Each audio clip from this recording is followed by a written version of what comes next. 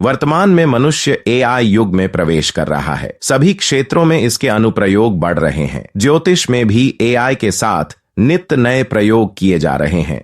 कुंडली विश्लेषण, जन्म तारीख से भविष्य कथन, ज्योतिष आलेख आदि में एआई की सहायता ली जा रही है। यहाँ इसी एआई की सहायता से परवीन बॉबी की जन्म पत्रिका का निर्धारण किया गया है। परवीन बॉबी की जीवनी लेखिका करिश्मा उपाध्याय ने उनका जन्म दिनांक 4 अप्रैल 1954 लिखा है। जन्म स्थान जूनागढ़ गुजरात है, परंतु जन्म समय का उल्लेख नहीं मिलता। जन्म लग्न और नवांश निर्धारण के लिए हमने एआई का उपयोग किया। इसके लिए परवीन बॉबी की जीवनी को देते हुए एआई को निर्देश दिया गया कि इस जीवनी के आधार पर जातिका का जन्म लग्न और नवांश लग्न विंशोत्तरी दशाओं आदि के आधार पर निर्धारित करें। एआई ने परवीन बॉबी की जन्म पत्रिका सिंह लग्न की और नवांश लग्न धनु निर्धारित किया। तदनुसार उनका जन्म समय 17:17 निर्धारित हुआ।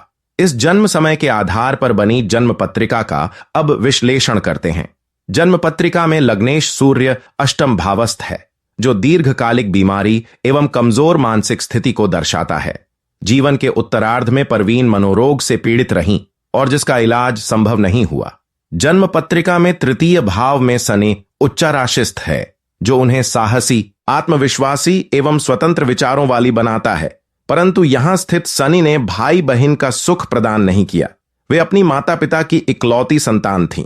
तृतीयेश कर्मेश शुक्र एवं चंद्रमा भी शनि से प्रभावित है। शनि चंद्रमा का परस्पर दृष्टि संबंध मनोरोगों के प्रति संवेदनशील बनाता है और उसके साथ शुक्र का संबंध हो तो दीर्घकालिक मनोरोग का योग बनता है। पंचम भाव में योग कारक मंगल का राहु के साथ स्थित होना राजयोग बना रहा है। सप्तम भाव में कुंभ राशि की उपस्थिति और उसमें सप्तम से अष्टम भाव के स्वामी बुध का स्थित होना वैवाहिक सुख की न्यूनता को दर्शाता है। जहां तक नवांश का संबंध है तो उसमें सप्तम में शुक्र की उपस्थिति एक से अधिक संबंधों को तो दर्शाती है, परंतु षष्ठेश एवं सप्तमेश के मध्य परस्पर राशि परिवर्तन के चलते स्थायी वैवाहिक सुख का निषेध करती है। षष्ठ नवांश में चतुर्ग्रही युति तथा सप्तम से अष्टम नवांश में सूर्य की उपस्थिति भी वैवाहिक सुख में बाधक बनी हुई है। वैवाहिक सुख की प्राप्ति में बाधक और भी कई योग हैं। चंद्रमा का मूल संज्ञक नक्षत्र अश्विनी में होना, सप्तमेश शनि का राहु के नक्षत्र स्वाति में स्थित होना तथा उसका वक्री होना, 4 ग्रहों का मूल संज्ञक नक्षत्र में स्थित होना, शनि चंद्रमा के मध्य पुनर्फू योग का निर्माण, लग्नेश की अष्टम भाव में उपस्थिति इत्यादि भी इस संबंध में उल्लेखनीय है। परवीन का जन्म केतु की दशा में हुआ। जब वे केवल 4 साल की ही थीं, तब शुक्र महादशा में शुक्र की अंतरदशा में सूर्य की प्रत्यंतर दशा के दौरान पिता की गले के कैंसर से मृत्यु हो गई। शुक्र पिता के भाव नवम से द्वितीय का स्वामी होकर उनके लिए मार्केश बना हुआ है और नवम भावस्थ है तथा प्रत्यंतर दशा नाथ सूर्य नवम से द्वादश भाव में स्थित है, जो पिता के सुख की हानि करता है। यहां सूर्य पिता का नैसर्गिक कारक भी है। जूनागढ़ के नवाबी परिवार से संबंध रखने वाली परवीन की प्रारंभिक शिक्षा जूनागढ़ में ही हुई, परंतु माता ने इन्हें उच्च शिक्षा के लिए परिजनों का विरोध सहकर भी अहमदाबाद के सेंट जेवियर कॉलेज भेजा, जहां से उन्होंने स्नातक एवं अंग्रेजी में स्नातकोत्तर किया। पंचम भाव में मंगल राहु की उपस्थिति तथा पंचमेश गुरु का दशम भाव में स्थित होना, जहां एक ओर अपनी वंश परंपरा के विरुद्ध शिक्षा ग्रहण करने का द्योतक है, तो वहीं आधुनिक शिक्षा पद्धति से भी अध्ययन करने का संकेत करता है। साथ ही पूर्ण शिक्षा प्राप्ति का भी आश्वासन देता है। परिजनों के दबाव से 15 वर्ष की अवस्था में ही उनकी सगाई रिश्तेदारी में ही पाकिस्तानी सेना के पायलट से कर दी गई। उस समय वे शुक्र महादशा में गुरु की अंतरदशा में शनि की प्रत्यंतर दशा के प्रभाव में थी। महिलाओं के लिए गुरु विवाह कारक है, तो वहीं प्रत्यंतर दशानाथ शनि सप्तमेश है। हालांकि यह सगाई बाद में पाकिस्तान द्वारा भारत पर आक्रमण करने के बाद सन 1971 में परवीन की माता के द्वारा तोड़ दी गई। अहमदाबाद में परवीन एक आधुनिक यूरोपियन शैली का जीवन जीने लगी और मॉडलिंग करने लगी। इसी दौरान फिल्म डायरेक्टर BR इशारा ने उन्हें फिल्मों में काम करने के लिए साइन कर लिया।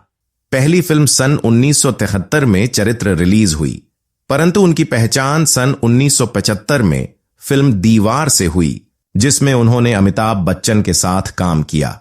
उस समय वे शुक्र महादशा में बुध की अंतर्दशा में केतु की प्रत्यंतरदशा के प्रभाव में थीं।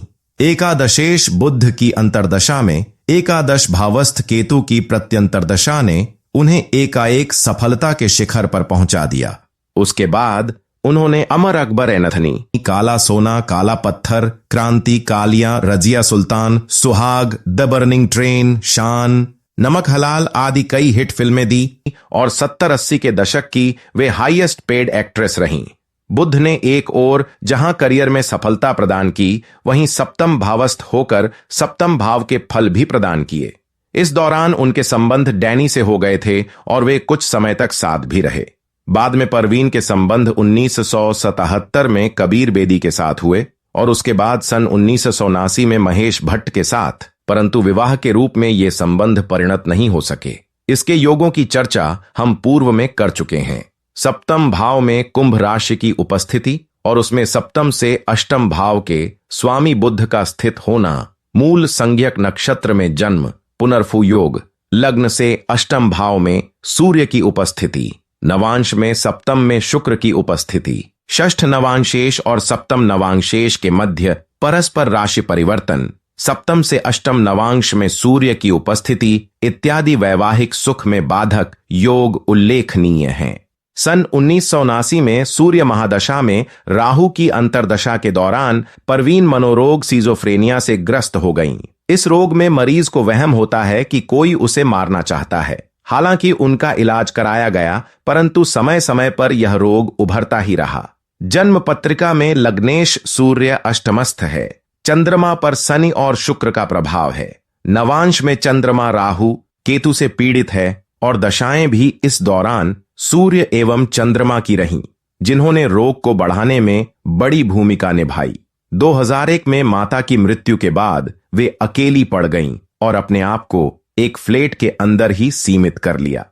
सितंबर 2001 से वे राहु की महादशा के प्रभाव में थीं। इसी दशा के दौरान 22 जनवरी 2005 को उनकी मृत्यु हो गई। उनका शव 2 दिन तक फ्लैट में पड़ा रहा। इस समय परवीन राहु महादशा में गुरु की अंतरदशा में शनि की प्रत्यंतरदशा के प्रभाव में थीं। अंतरदशानाथ गुरु अष्टमेश है तो प्रत्यंतरदशानाथ शनि सप्तमेश है।